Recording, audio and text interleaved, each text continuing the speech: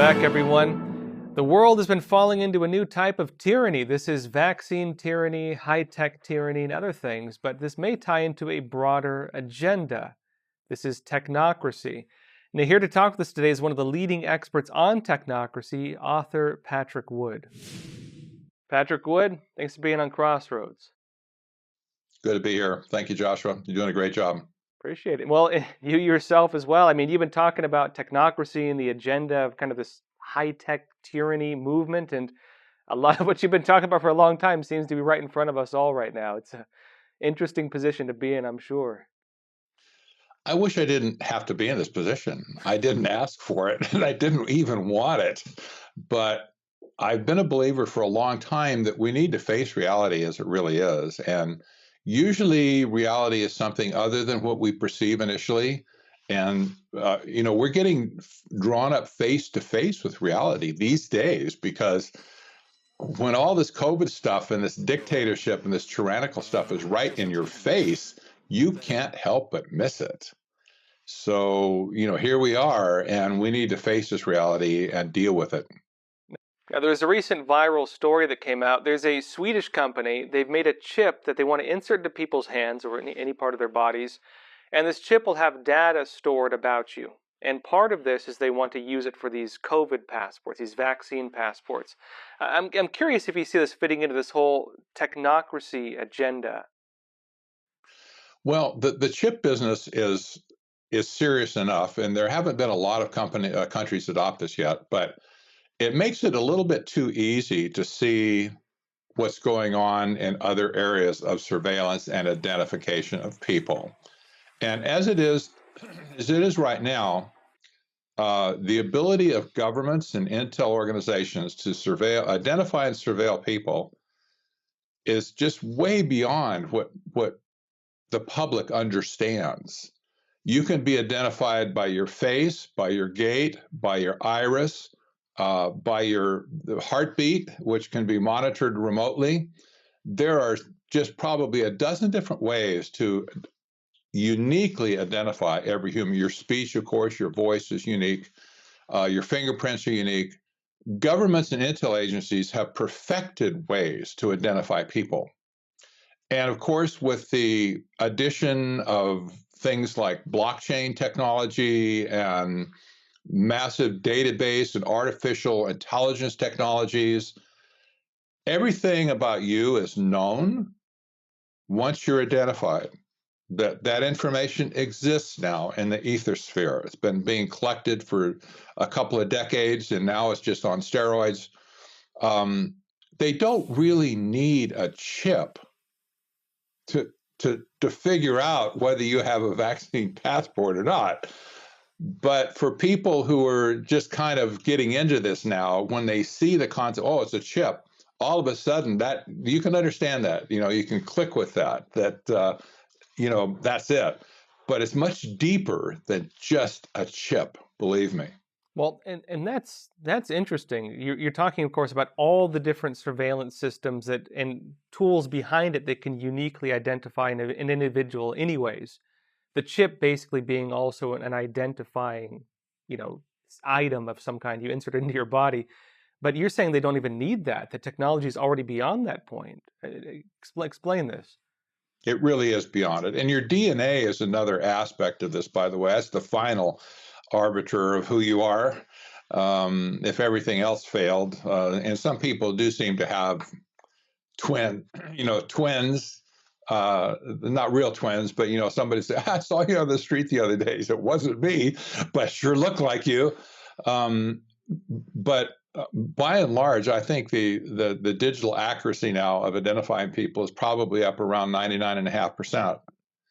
And that's as good as any chip for sure. And I think probably China has been as good as an example of anybody who have kind of perfected this surveillance thing with one camera for every 2 or 2.5 people now in China. You can't go out of your house without being correctly identified. And if they want to find you, for instance, they can find you within seconds, if not minutes. And all of your history is waiting for your identification in their master database. It's used for social credit scoring and all kinds of other things. But the matching up of your data with your identity is proven, I think, in China that they can get you whether you have a chip in your hand or not. Now, if the chip was to serve any purpose at all, it would be one of manipulation and control, just to remind people, if they have the chip, to remind them, yes, we know where you are and we know everything about you.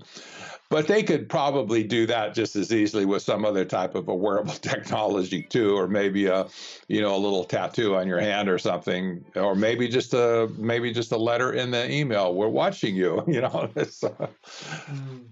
Well, I want to get into some of the new technologies we see emerging. I want to get into Meta and Facebook and the issues we're seeing around that, especially with the new censorship we're seeing out of Facebook. But I want to step that back a bit and talk a bit more about technocracy, because, I mean, you've been at the forefront of this.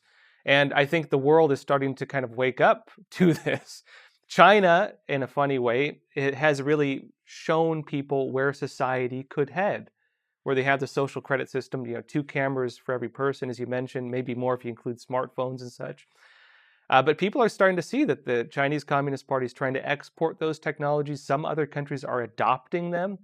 And this is basically a communist society combined with the powers of high technology that can enforce tyranny through, in ways that I think even Orwell couldn't have imagined.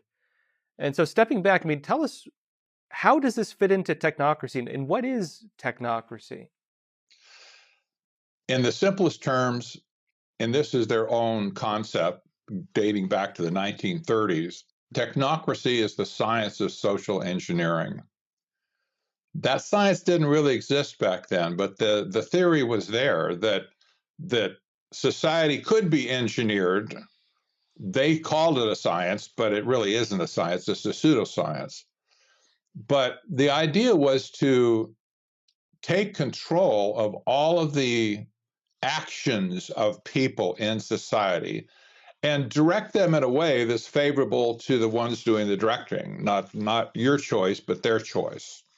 Social engineering is a phrase that ought to set hair on fire right now, because it's like people don't like to be socially engineered. Once they catch on to it, it's like they dig their heels in like the stubborn mule and say, hey, you're not going to socially engineer me. But we can see this now constantly all over the world. China is a great example, social engineering. You can't move left, right, up, down, sideways, nothing without being told what you can and cannot do. It's just incredible. And of course, the Chinese people have figured out some ways around it, but they're still captured by the system and they can't get out. They can't even leave the country if they want to, by and large. So tell us, how does social engineering work with this? And then I want to talk about the agenda too, like who the individuals were who did this. But what does social engineering mean when applied to politics? Like what is the actual intention behind social engineering? Well, here's a good example. Let's take Google, for example. I think a lot of people probably heard the interviews during the last election cycle about, I believe it was the CEO or the editor-in-chief of Reason. Was it not Reason magazine? I forget which magazine it was, but he was talking about Google. Oh, it was Psychology Today or something like that. He was talking about how Google was able to use its search engine capabilities to direct people to certain memes. In other words, when you start typing in a message or a search term or phrase into their search box, you have a little drop down that appears with all of the choices of which you think are other people's search terms, right? That's what I want. You click on it and you get something you didn't expect. Well, the theory was, and it was a very valid theory, that enough people could be manipulated by giving them selective information to cause them to vote a certain way that they might not have otherwise voted. That's social engineering. It's tricking people into adopting a position that causes them to take action that is a false action according to their own, I would say sovereign will, if you will. If they had not been through that process with Google, they would not have ended up taking the action that they took. That is social engineering. So in other words, it's like you think you're working on an organic system, that you're just kind of crawling through the web of information, as people tend to think of the internet. But in reality, you're following a planned out linear thread that is intentionally leading you to what they want to lead you towards. Is that it? That's exactly right. And there's a deep science behind this. We can barely scratch the surface of it here, but it's very closely related to propaganda, certainly. But the effectiveness of it is that it only works when you don't see it working. It has to cloak itself. It can't. If you're aware of it happening, you won't be nearly as bought into it, or soft towards it. Um, so they have to present social engineering in such a way that the target does not perceive that he's being socially engineered. Hmm. And I have to say, the technologists, the technocrats of the world have really reduced this to a fine science. And we see this all over the world. It's not just an American issue. This is a global issue, and it's not just Google. There's plenty of other companies doing the same thing.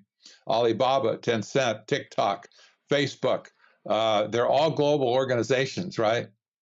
And they're all masters at social engineering at this point, and people are just suckered into it every day.